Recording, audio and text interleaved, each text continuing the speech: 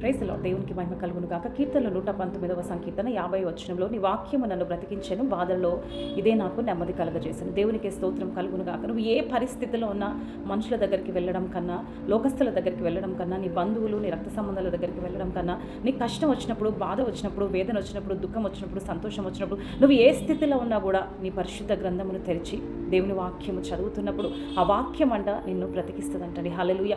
ఏది కూడా నిన్ను బ్రతికించలేదు. నువ్వు కష్టంలో ఉన్నప్పుడు, నిరుత్సాహంలో ఉన్నప్పుడు, దుఃఖంలో ఉన్నప్పుడు, ఒక డీపెస్ట్ వ్యాలీ, ఒక డార్కెస్ట్ వ్యాలీలో, ఒక చీకటి లోయలో, ఒక గాఢాంధకారపులో నువ్వు ఉన్నప్పుడు కూడా ఏది నిన్ను బ్రతికించలేదు, కానీ ఏ మాటలు నిన్ను బ్రతికించలేవు, కానీ దేవుని మాటలు మాత్రమే నిన్ను బ్రతికిస్తాయండి. హల్లెలూయా. బాధలలో ఇదే నాకు నెమ్మది కలగజేస్తుందంట. ఈ కాలంలో ఎవరిని చూసినా బాధ, వేదన, దుఃఖము, ఆర్థిక సమస్యలు, అనారోగ్య సమస్యలు, కుటుంబ వ్యక్తిగత సమస్యలతో సతమతం అవుతున్నారు.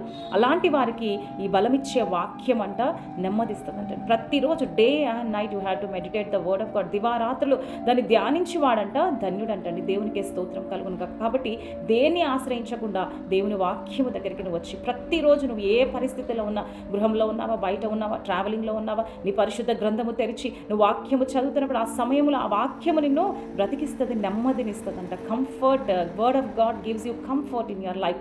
మరి ఏది కూడా నీకు ఆ కంఫర్ట్ ఇవ్వదు, ఏది నీకు నెమ్మది ఇవ్వదు. దేవుని వాక్యం ఒకటే నీకు నెమ్మది. ఒకవేళ చదివే అవకాశాలు మరి బయట మనకు లేకపోయినా మన హృదయం నిండా వాక్యాన్ని, హృదయం అనే పలకల మీద దేవుని వాక్యాన్ని లిఖించుకొని ప్రతిరోజు కూడా ఆ వాక్యాన్ని కన్ఫెస్ చేస్తూ ఆ వాక్యము చేత బ్రతికించబడుతూ ఆ వాక్యం చేత నెమ్మది పొందుకుంటూ ముందుకు వెళ్ళడానికి దేవుడు సహాయం చేయనుగాక. God bless you.